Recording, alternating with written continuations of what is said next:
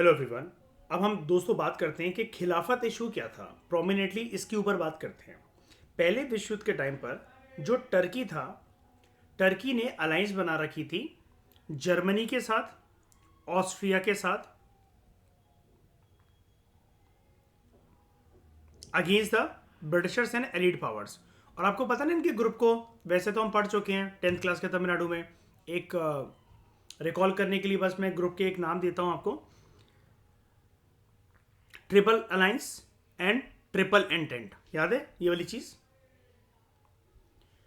तो Indian Muslims regarded sultan of Turkey, Indian Muslims regarded sultan of Turkey as their spiritual leader खलीफा, कि ये हमारे धार्मिक गुरु है। ओके, तो ऑब्वियस सी बात है, अगर खलीफा टर्की में बैठ रहा है तो इनकी सिंपैथीज भी टर्की के साथ रहेंगी। जैसे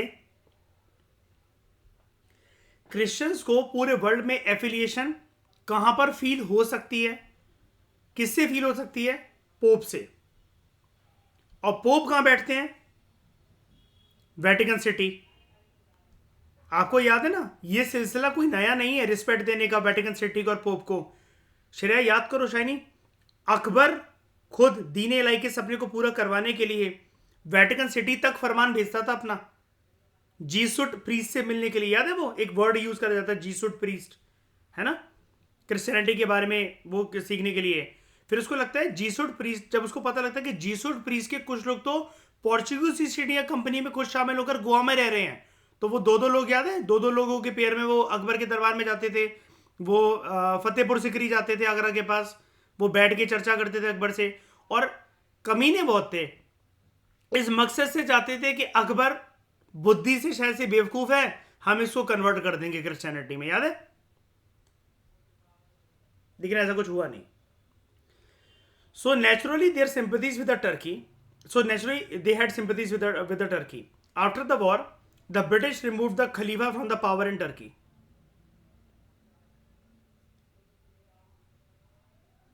Removed the Khalifa from power in Turkey. तो मुस्लिम जो हैं उन्होंने स्टार्ट करी खलीफा को रिमूव करे जाने के अगेंस्ट में, खलीफा से बनी खिलाफत मूवमेंट। और इसका मकसद क्या था? खिलाफत का मतलब क्या है? दोबारा खलीफा को उनके औहदे, उनके तख्त, उनके मान सम्मान के साथ दोबारा उनको रिस्टोर करा जाए, उनकी पोजीशन को। It was a movement meant for the restoration of Khalifa. 8th class में 10th क्लास में जब श्रेया में ये पढ़ते थे तो समझ में भी नहीं आता था कि क्या है खिलाफत मूवमेंट, कौन होता है खलीफा। उस समय बच्चों को समझाओ भी तो क्या समझाओ,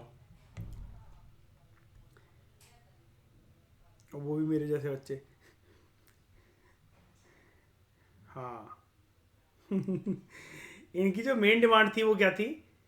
खलीफा का कंट्रोल होना चाहिए over the Muslim sacred places. मुसलमानों की जो भी पवित्र जो जगहें हैं वहां पर खलीफा का पूरा पूरा कंट्रोल होना चाहिए। पवित्र जगह मेरा कहां पर? ये टर्की की बात हो रही है अभी, ठीक है। उसके बाद in territorial adjustments after the war, territorial adjustments मतलब हार तो गया था ये वाला पावर, टर्की वाला ग्रुप जो है ना। अब कुछ कुछ जैसे टेरिटोरियल एडजस्टमेंट जर्मनी के अंदर भी चल रही हैं, राइन वैली से रिलेटेड या जो भी जगह हैं, तो टेरिटोरियल एडजस्टमेंट जो भी हो रही है आफ्टर द वॉर, इस प्रोसेस में the Khalifa should be left with sufficient territories.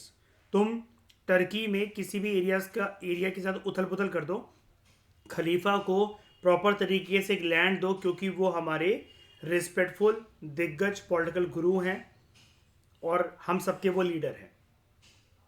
Okay, ये एक तरीके से जैसे जो सिख समुदाय के जो लोग हैं वो इज्जत देते ना 10 के 10 गुरुओं को, है ना, उनके लिए वो सारे के सारे भगवान हैं, ऐसे ही मुसलमानों के लिए खलीफा भगवान है। अच्छा, आज के टर्म्स, आज के प्रेजेंट दुनिया में खलीफा होता है? टर्की में होता है खलीफा?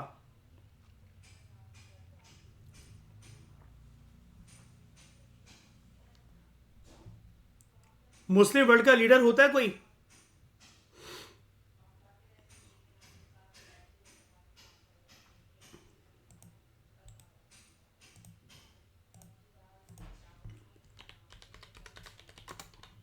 ये देखो,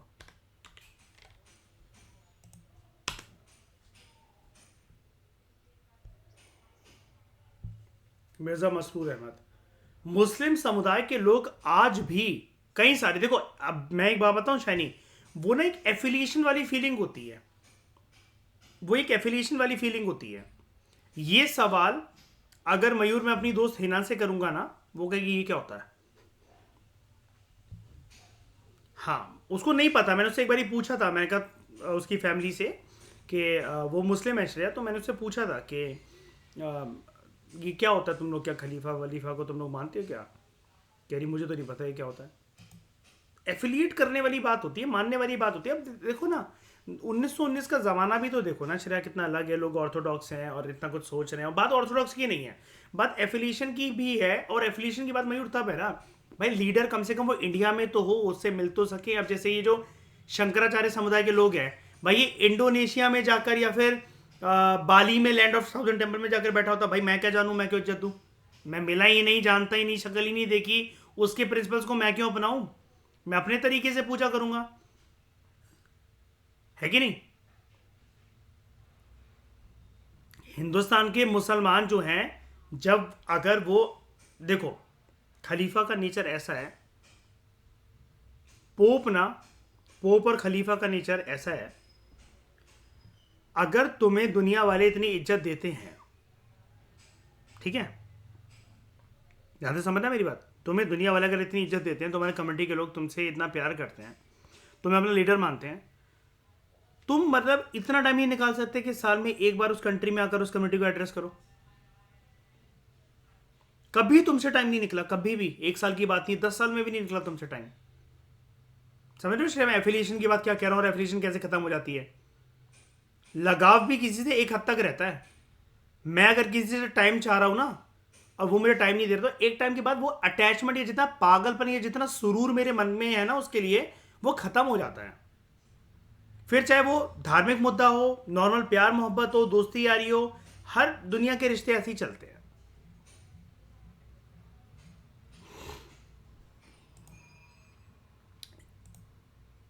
ठीक है, आपके गुरुजी हैं? अच्छा ठीक है, ठीक है, ठीक है,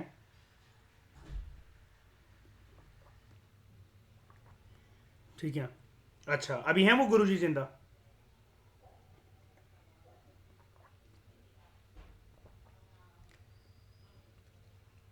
हाँ। अब जैसे आप उनको देख लो, जिनकी मैंने टेलीग्राम पे अपनी टीपी लगा रखी, दिल्ली वाले गुरुजी, है ना? उनके वो भी पंजाब में पैदा हुए थे, मेन उनका आश्रम वही है। आशमा की फैमिली बहुत बड़ी भक्त है उनकी, आशमा भी बहुत ज़्यादा भक्त है उनकी। जबकि इन लोगों ने कभी देखा नहीं है उनको, रिसेंटली ही उनकी डेथ हुई है।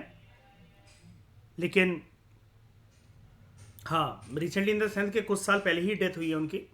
लेकिन उनको ऑल ओवर इंडिया वाले इंसानी रूप में एक शिव जी का अवतार मानते हैं। मैं सही गलत की बात ही नहीं कर रहा, किसी की धार्मिक भावनाओं को कोई ठेस नहीं पहुंचानी चाहिए, सही गलत की कोई बात की बात ही नहीं। बात यह है एफिलिएशन की। जब तक लोगों का ये वाला विश्वास रहेगा तब तक लोग जाएंगे। जिस दिन ये वाला विश्वास खत्म, मंदिर आश्रम खाली। आसाराम बापू के लोगों के लिए भगवान था, जूते पड़े जब पुलिस से, सारी भगवान उतर गया 2 मिनट नजरों से। ठीक है, वो एफिलिएशन की बात होती है सिर्फ, इसमें कोई सही गलत नहीं है। ठीक है, मिर्जा मसूर Ahmad.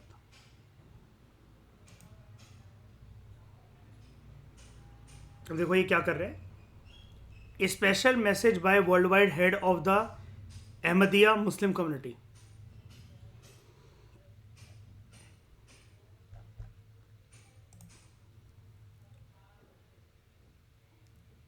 Caliph of the Ahmadiyya Muslim community.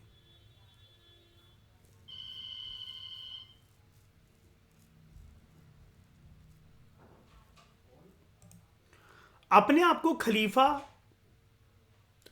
खलीफा कहना, ये वाली चीज ना थोड़े कुछ साल पहले इस्लाम के अंदर ना इसने एक वर्ल्ड वाइड लेवल पर एक उथल पुथल पैदा करी। कुछ लीडर्स अपने आप को खलीफा कहने लगे। दिक्कत तब शुरू हुई 2014-15 के आसपास की बात है। हम लोग शायद उस टाइम पर जस्ट सिर्फ मयूर कॉलेज के फर्स्ट ईयर में थे, 12वीं खत्म होने वाली थी। तो यूपीएससी की तैयारी करने के लिए मतलब मैंने पहले दिन से ही, जब कॉलेज शुरू होते हैं अगस्त सितंबर में एडमिशन होते हैं, तो मैंने न्यूज़पेपर पढ़ना शुरू कर दिया था, द हिंदू। तब मुझे रिसेंटली एक इशू सबसे पहला जो देखने को मिला था, मुझे आज भी याद है, आईआर में जब आता था, एडिटोरियल्स में पढ़ता था, आप लोगों ने शायद से नाम भी सुना होगा, आईएस का, Islamic state of Iraq and Syria का, उसका एक लीडर था, अगर आपको पता हो, अबू बकर अल बगदादी। यूएसए बहुत पीछे पड़ा हुआ था उसके, बगदादी करके बहुत आता था टीवी में, है ना। उसने अपने आप को खलीफा डिक्लेयर कर दिया था। अब दिक्कत क्या है भाई, खलीफा कभी भी जिहाद करने को या फिर ये जो वॉयलेंस करने को ये कभी बोलेगा क्या? नहीं। ओरिजिनल जो खलीफा है वो टर्की का ही खलीफा है, लेकिन ये अपने आप को इस्लामिक वर्ल्ड का खलीफा डिक्लेयर कर रहा है और वॉयलेंस प्रमोट करवा रहा है, टेररिज्म प्रमोट करवा रहा है। और इस अबू बकर अल बगदादी ने, जो रिलीजियस लीडर्स वाले जो खलीफा होते हैं, वैसे तो एक ही है, लेकिन और भी जो, ये जब मैंने आपको बता रहा हूँ, जब एक थोड़ा सा खलीफा के इशू को लेकर उथल पुथल मचने लगी थी, इसने धमकी दे डाली थी सारे के सारे मुस्लिम वर्ल्ड के लीडर्स को अलग अलग कंट्रीज में, कि तुम सबका लीडर मैं हूं, अगर तुम लीडर हो तो तुम्हारे लीडर का लीडर मैं हूं। और तब से थोड़ा सा खलीफा का इशू या ये जो है वो शांत है। आपको इतना कहां देखने को मिलता है बताओ, खलीफा कहीं सुनते हो आप? ये बताओ, लीडर ऑफ इस्लाम। पोप के बारे में तो फिर भी बहुत कुछ आ जाता है इधर उधर।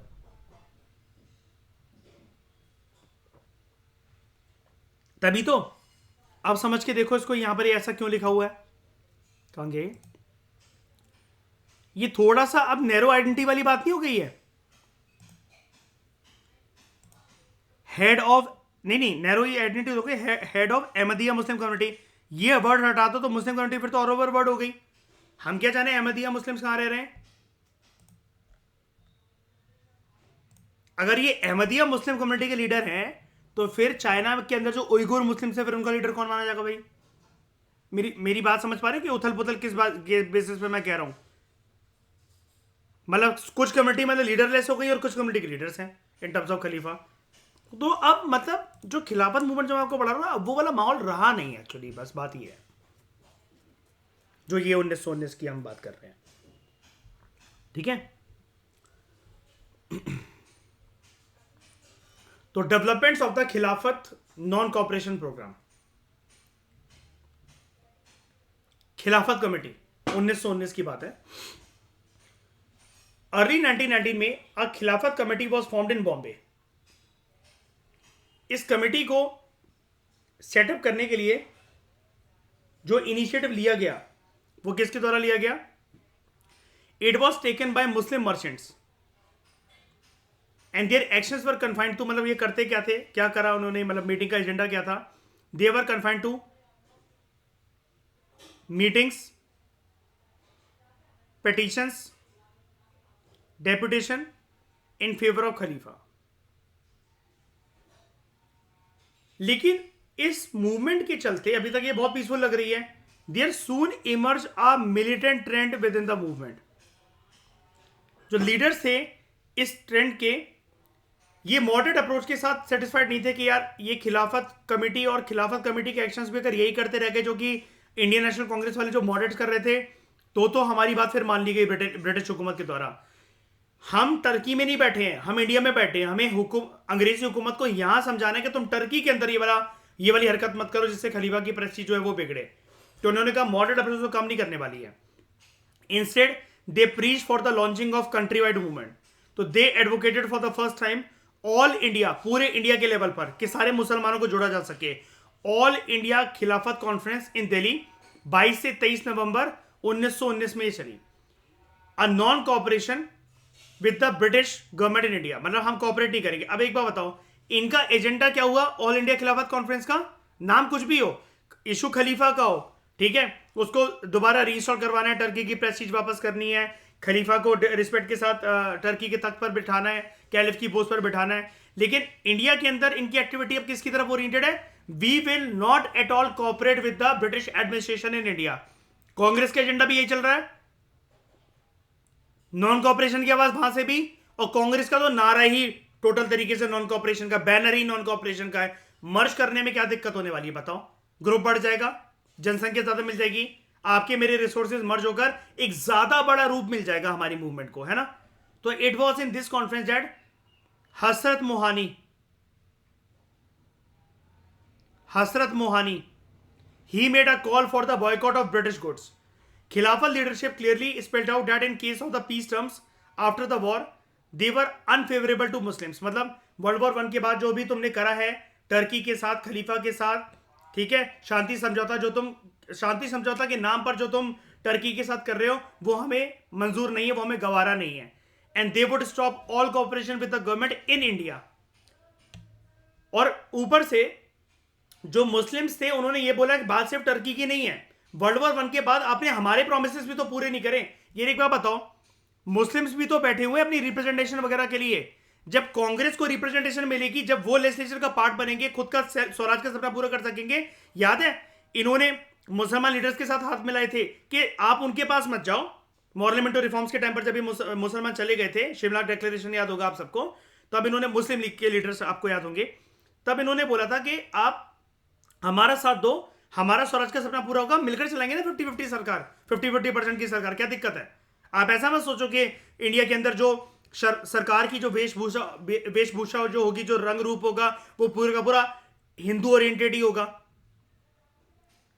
अब मुसलमान भी तो इस उम्मीद में अंदर बैठे हो, जब स्वराज का सपना ही पूरा नहीं हो तो कांग्रेस क्या कर ले बताओ जरा? और इनको कैसे अपनी रिप्रेजेंटेशन मिले इंपीरियल लेजिस्लेटिव असेंबलीज के अंदर, प्रोविंशियल लेजिस्लेटिव असेंबलीज के अंदर, लॉ मेकिंग प्रोसेस के अंदर, एग्जीक्यूटिव मशीनरी के अंदर? तो ये दोनों इश्यू से त्रस्त थे इंडिया के अंदर। एक तो इनकी रिप्रेजेंटेशन को लेकर धोखाधड़ी, कांग्रेस से खफा नहीं है, अंग्रेजी हुकूमत से खफा है, ठीक है। दूसरी चीज, टर्की के अंदर जो खलीफा के साथ जो व्यवहार हो रहा है। अप्रैल 1920 की बात है। अच्छा, सबसे पहले जो नॉन कॉपरेशन करने के लिए जिसने दरख्वास्त करी वो कौन था लीडर? हसरत मोहानी। इसका नाम आपको बहुत कम मिलेगा व्हेन इट कम्स टू खिलाफत मूवमेंट। जनरली आप शौकत अली और मोहम्मद अली का नाम ही सुनोगे। अप्रैल 1920 की बात है। शौकत अली जो है, इसने एक वार्निंग जारी करी ब्रिटिशर्स को कि अगर सरकार जो है आपकी, अगर वो फेल कर जाती है, जो हिंदुस्तान में जो मुसलमान हैं उनकी आवाज और उनकी दरख्वास्त के प्रति, we would start a joint Hindu Muslim movement for non cooperation. Shaukat Ali further stressed that the movement would start under the guidance of Mahatma Gandhi, a man who commands the respect of both Hindus and Muslims. अभी क्या बताओ, अब ये humble nature और बहुत बढ़िया nature है कि नहीं है? मुझे पार्टी से कमांड से कोई मतलब नहीं है, मुझे बाप नहीं बनना इस मूवमेंट का। खुद कह रहा है ना शौकत अली, देखो लीडर है खिलाफत मूवमेंट का, लेकिन क्या कह रहा है? अंग्रेजों से खुद बोल रहा है मैं खिलाफत मूवमेंट की कमांड गांधी जी के हाथों में दे दूंगा मैं। उनका भी एजेंडा नॉन कॉपरेशन मूवमेंट का, नॉन कॉपरेशन ही है, और हमारा खिलाफत मूवमेंट का आंदोलन जो चल रहा है वो नॉन कॉपरेशन की छत्रछाया में चल रहा है, जिसमें हमने एक कमेटी बनाई है, ये conference, all India Khilafat conference Delhi में। अब खिलाफत इशू जो है वो वैसे तो खलीफा से ही लिंक्ड है ना, लेकिन Khilafat issue was not directly linked with the politics in India, but the Khilafat leaders were eager in enlisting the support of Hindus. वो चाहते थे कि हिंदू हमें सपोर्ट करें, हिंदू चाहते थे मुसलमान हमें सपोर्ट करें। दोनों का agenda non cooperation, non cooperation movement का एजेंडा नॉन कॉपरेशन, खिलाफत मूवमेंट का agenda non cooperation. Gandhi ji ने यह सोचा, आज तक जो अंग्रेज एक कार्ड खेलते हुए आए हैं डिवाइड एंड रूल का, ये वो टाइम है जब उनके मुंह पर एक करारा तमाचा लगाया जा सकता है। तो Gandhi ji saw this as opportunity कि हिंदू मुसलमानों को साथ लेकर आया जाए in their unity against the Britishers, मतलब उनकी यूनिटी इंश्योर करी जा सके against the Britishers. But in spite of his support to the Khilafat issue and being the president of the all India Khilafat committee, Gandhi ji ने क्या करा? Till May 1920 he adopted a moderate approach. He adopted a moderate approach. However, the publication of the terms of the treaty with Turkey, which were very harsh towards Turkey, ये बात हो रही है जो सारी terms and conditions after war जो elite powers ने जो पटकी थी इन हारिए ग्रुप के ऊपर, जिसमें से टर्की भी एक शामिल था, जर्मनी भी एक शामिल था, ठीक है. And the publication of the Hunter Committee report on Punjab disturbances in mid 1920. It infuriated the Indians and Gandhiji now took an open position. अब क्या होगा? The Central Khilafat Committee met at Allahabad from 1st to 3rd June 1920. Meeting जो है, it was attended by a number of Congress and Khilafat leaders.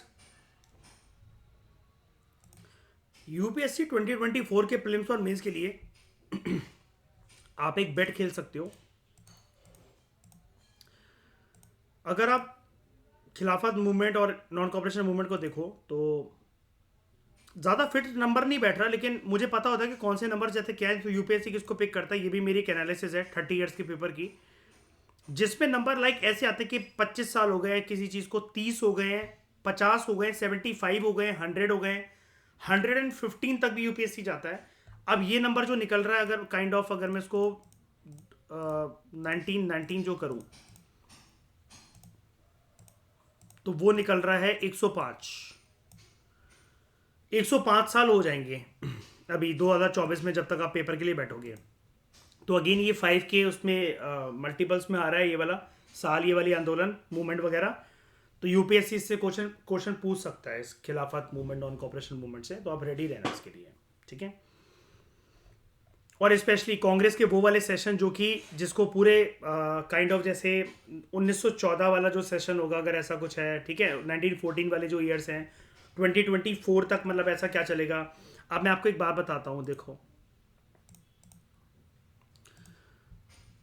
अगर मैं यहाँ पर 2024 और ये करो, 110 साल निकल कर आ रहे हैं, ठीक है, ये इंपॉर्टेंट चीज़ है. और यहाँ पर 1914 के अंदर क्या हुआ था, वर्ल्ड वॉर 1, ठीक है, ये इंपॉर्टेंट है आपके लिए इवेंट. वर्ल्ड वॉर 1 इंपॉर्टेंट है आपके लिए इवेंट काफ़ी ज़्यादा. तो ये चीज़ आप याद रखना कि 1924 में इवेंट्स क्या हुए थे, 1904 में क्या हुए थे, 1914 में क्या हुआ था. ये 2024 के लिए इंपॉर्टेंट इवेंट्स. ऐसे डेट्स पर भी खेला करो आप, इससे पक्का मतलब क्वेश्चन जो है वो फंसते हैं, आते हैं, ठीक है. उस साल के लिए जो कि वो साल आपके पिछले 100 साल, 150 साल, 125 साल, 115 साल, 75 ईयर्स पहले, पिछले 50 साल उनसे मैच कर रहा हो अगर वो, ठीक है. या किसी प्रोग्राम या किसी पॉलिसी को सरकार की अगर एक डिकेड हो गया है, 2014 में कुछ लॉन्च करी गई थी और ये क्या कहते हैं 24 तक, करंट गवर्नमेंट के एक डिकेड के जो भी प्रोग्राम्स एंड पॉलिसीज हैं वो पूछे जा सकते हैं. याद रखना 2024 में मोदी गवर्नमेंट 2014 में आई थी. 2014 के मोदी गवर्नमेंट के जो फ्लैगशिप इवेंट्स थे उनकी एक डिकेड की प्रोग्रेस कैसी रही है. याद करो हमारा 12th का टाइम ख़त्म होना जो कि 1995 की पैदाइश है, हमारा कॉलेज के फर्स्ट ईयर में जाना, वहाँ से लेकर अभी तक हमें एक डिकेड हो जाएगा 2024 में जैसे न्यू ईयर आएगा. 10 साल हमारे हो चुके हैं तब से लेकर जब से हमने मोदी को पहली बार प्रधानमंत्री के तौर पर देखा था. उनके उस साल जो फ्लैगशिप इनिशिएटिव्स थे 2014-15 में, स्वच्छ भारत अभियान, national mission on Ganga cleaning, Yamuna cleaning, प्रधानमंत्री जनधन योजना, इसके 10-10 सालों के एक एक डिकेड की एनालिसिस इंपॉर्टेंट है. तो इस बार के एक एक डिकेड के जो भी एनालिसिस होगी, जो आपको स्पेशली इकोनॉमिक सर्वे के अंदर जो मिलेगी, तो वो चैप्टर्स बहुत इंपॉर्टेंट होंगे, ठीक है. ये मैंने बीच में ही आपको बात बता दी, लेकिन याद रखना है इन सब बातों को मेरी, ठीक है. आपकी बहुत हेल्प होगी इससे, पक्का गारंटी.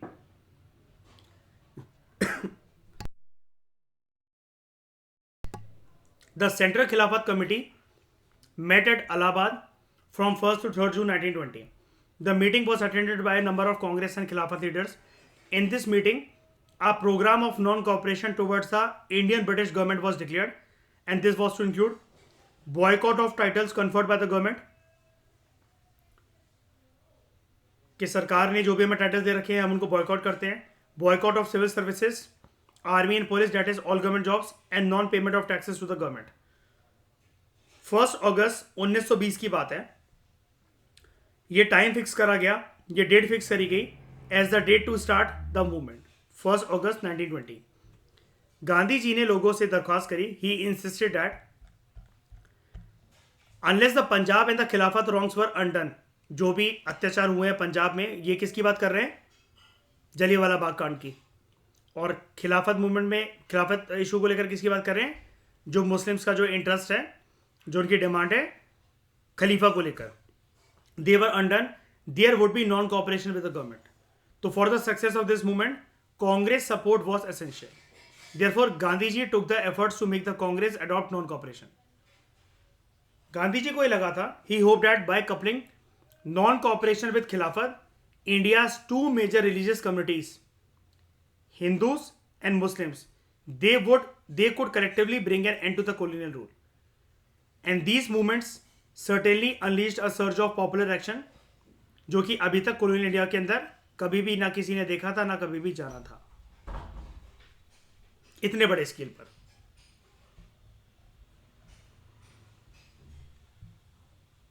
कांग्रेस का स्टैंड क्या था खिलाफत क्वेश्चन के ऊपर? अगर हम बात करें, खिलाफत कमेटी को हटा दो, आईएनसी की बात कर रहे हैं हम लोग यहां पर. तो it was not an easy task for Gandhi ji कि पूरे के पूरे कांग्रेस को, उसके सारे लीडर्स को मनाया जा सके to agree to approve his program on political action कि हिंदूज मुस्लिम साथ में नॉन कॉपरेशन मूवमेंट अपनी चलाएंगे. कांग्रेस के लीडर्स उस टाइम पर पॉलिटिकली यूनाइटेड नहीं थे.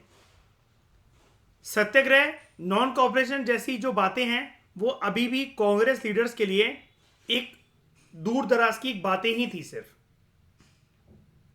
इस तरीके का पॉलिटिकल एक्शन क्योंकि कांग्रेस का कभी पार्ट ही नहीं था. Tilak was oppose to having an alliance with the Muslim leaders over a religious issue. अब देखो डिफरेंसेस आ रहे हैं ना. बाल गंगाधर तिलक कह रहे हैं हमें क्या लेना देना उनसे, उनके खिलाफत मूवमेंट के इशू से. ये क्या बात हुई, आप उनका इशू हमारी मूवमेंट में मर्ज कर रहे हो. He was also not confident of satyagraha as an instrument of politics. Shreya, ये क्वेश्चन दिख रहा है यहां पर छुपा हुआ? बाल गंगाधर तिलक और गांधी जी के अप्रोच में क्या डिफरेंसेस था? All the both aimed at Swaraj, self determination. आया ना टैगोर का भी इस सर किया क्या था क्वेश्चन. अब देखो ये गांधी जी से यहां पर क्या कहते हैं, तालमेल नहीं कर रहे हैं. अभी मैंने आपको 110 साल वाली बात बताई नॉन कॉपरेशन मूवमेंट की 1919 की, जिसको 2024 में बैठते बैठते 110 साल हो जाएंगे. कुछ भी नहीं निकाल के यूपीएससी इतना तो खींच ही सकता है एलिमेंट. ऐसे ना आप लोग सोचा करो, क्योंकि यही तो चीजें होती हैं एक्सपेक्टेशन वाली. इनमें से अगर आप 1000 चीजें सोच रहे हो, 20 क्वेश्चन भी फंस जाए तो आपका तो मतलब बल्ले बल्ले हो गई आपकी. तो उससे ज्यादा आपको क्या चाहिए? आप जो चीज सोच के जा रहे हो, अगर ऐसा आप देखना प्रीलिम्स के अंदर एक भी क्वेश्चन अगर ऐसा टकराता ना अगर आपसे कभी कि आपने जो पढ़ रखा वो पढ़ रखा हो और वो आ जाए डिट्टो, आपको उसको कर पा रहे हो, आपको बहुत खुशी होती है और उससे कॉन्फिडेंस बढ़ता है उस 2 घंटे के अंदर कि यार पेपर तो हो जाएगा अरे वाला पक्का आराम से. तो he was also not confident of satyagraha as an instrument of politics. According to Bal Gangadhar Tilak ji, the basis of cooperation between Hindus and Muslims should be secular one like the Lucknow pact. एक टर्की में दूर दराज बैठे खलीफा का इशू नहीं होना चाहिए, और जिससे हिंदू लोग जो हैं जो नॉन कॉपरेशन मूवमेंट में सहयोग करेंगे खिलाफत आंदोलन का, वो एसोसिएट ही नहीं कर पाएंगे कि हमारे लिए क्या खलीफा स्टैंड आउट करता है, हम क्यों सपोर्ट करें खिलाफत मूवमेंट को. A lot depended on Tilak's attitude whether hostile और neutral, but unfortunately he passed away on 1 अगस्त 1920. यानी कि देख रहे हो क्या नॉन कॉपरेशन खिलाफत मूवमेंट को मर्ज करना है. उस टाइम पर बाल गंगाधर तिलक जी अगर होते तो उनकी ज्यादा चलती, लेकिन ही पास अवे ऑन 1 अगस्त 1920. और अब कोई रोक सकता है गांधी जी को? आप कोई दिग्गज नेता है पॉलिटिकल फील्ड में इंडिया में? नहीं. तो Jawaharlal Nehru wrote in his autobiography that almost the entire old guard of the Congress opposed Gandhiji's resolution of non-cooperation. तो despite opposition Gandhi ji was able to get the approval of the Congress कि वो satyagraha non cooperation को use कर सकें as a political action. Gandhi ji ने बोला एक बार आप इसको अपनाकर तो देखो, ये देखना कि इससे मैं मास सपोर्ट कितना गैदर कर सकता हूं और ये वाला हथियार कितने हमारे काम आ सकता है अगेंस्ट द गवर्नमेंट ओवर खिलाफत क्वेश्चन। तो मेन रीजंस क्या थे? एक तो वो हिंदू मुस्लिम का यूनिटी फैक्टर ढूंढ रहे थे, तो he felt that Khilafat issue was a golden opportunity to cement, मतलब स्ट्रॉन्ग टाइज बनाना हिंदू मुसलमानों के, and to bring the Muslim masses into the national movement, कि अगर हम इनका साथ देते हैं और इनकी डिमांड फुलफिल करवा देते हैं या कॉपरेशन भी दिखाते हैं, तो कल को ये भी कॉपरेशन दिखाएंगे आगे चलकर, जो और आजादी की लड़ाई में जो और नेशनल मूवमेंट जो लॉन्च हो रही हैं। No result from constitutional struggle, Congress जो है it was losing faith in constitutional struggle, especially after the Jallianwala Bagh incidents and the Hunter committee report. अब देख रहे हो यहां पर Congress was losing faith in constitutional struggle, मतलब क्या है? मॉडरेट अप्रोच के बेसिस पर अब कांग्रेस को जो है रिजल्ट मिल नहीं रहा था, अब मॉडरेट्स वाले परेशान हो गए थे, तो उन्होंने कहा यार ये कोई वॉयलेंस वाली बात तो है नहीं, एक्सट्रीमिस्ट वाली बातें तो है नहीं, ये एक पैसिव रेजिस्टेंस ही तो है। तो मॉडरेट्स ने कहा चलो ठीक है यार, इस बार हम गांधी जी को सपोर्ट कर देते हैं। लेकिन क्योंकि आप ये बात सोच के देखो, जैसे शैनी, अगर मयूर ये जो लिखा हुआ ना कि Gandhi ji was able to get the approval, Gandhi ji इस टाइम पर अच्छे नेता तो हैं, लेकिन शायद दिग्गज नेता नहीं है कांग्रेस के, नए नए आए हैं, नए नए आए, इतनी नहीं चलने वाली, ज्यादातर अभी मॉडरेट्स की ही चलेगी, सीनियर लीडर्स की। वो अलग बात है कि सीनियर लीडर्स जो है वो बहुत, उनका कोई नाम नहीं है, लेकिन मेजोरिटी की बात सुनी जाएगी। तो अब वो अपने, मतलब ये आपको पॉइंट्स ये बता रहे, राइटर आपसे ये कहना चाह रहे हैं गांधी जी को satyagraha non cooperation movement, non cooperation as a tools को in this Khilafat non cooperation movement के अंदर यूज करने के लिए परमिशन कैसे मिल गई? एक तो सबने देखा कि हिंदू मुस्लिम यूनिटी इससे हो जाएगी, कल को मुसलमान भी हमें नेशनल मूवमेंट के अंदर सपोर्ट करेंगे। अभी तक जो थोड़ा सा समझते हैं कि आज़ादी मिलने से क्या फायदा, कांग्रेस तो पूरी हिंदू लोगों की है, जो इंपीरियल लेजिस्लेटिव असेंबली है उसके अंदर हिंदू बैठेंगे, तो इससे हम उनको एक ट्रस्ट दिलवा सकते हैं कि नहीं यार, तुम्हारा भी योगदान उतना ही इंपॉर्टेंट है जितना हमारा योगदान इंपॉर्टेंट है आजादी की लड़ाई में।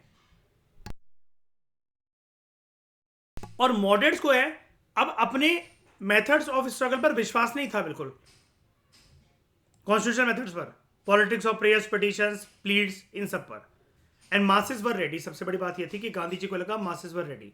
The Congress was aware that the masses were eager to give expression to their discontent, अपने गुस्से को वो डायरेक्शन देना चाहते हैं, अपने गुस्से को वो एक प्रॉपर तरीके से चैनलाइज करना चाहते हैं। मुस्लिम लीग ने भी सपोर्ट करा, Muslim League also decided to give full support to the Congress and its agitations. आप बताओ, हिंदू मुस्लिम यूनिटी का पूरा फैक्टर मिल गया, यानी कि पूरा हिंदुस्तान एक तरफ है और अंग्रेजी हुकूमत एक तरफ।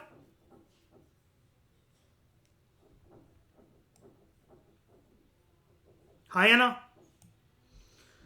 तो इस डिस्कशन में दोस्तों फिलहाल इतना ही। नेक्स्ट लेक्चर में हम लोग जानेंगे कि कैसे नॉन कॉपरेशन खिलाफत मूवमेंट जो है वो लॉन्च होती है। अभी तक तो ये सिर्फ गांधी जी के आइडियाज़ के बारे में बात हो रही थी, ग्राउंड लेवल पर कैसे लॉन्च हुई, क्या हुआ, ब्रिटिश हुकूमत का क्या रवैया था, किसी को अरेस्ट करा गया क्या, मारा पीटा गया क्या, गांधी जी को कितनी सक्सेस मिली, गांधी जी ने मूवमेंट कंटिन्यू करी भी कि नहीं करी, अगर नहीं करी तो क्यों नहीं करी, ये सारी बातें हम जानेंगे नेक्स्ट लेक्चर में।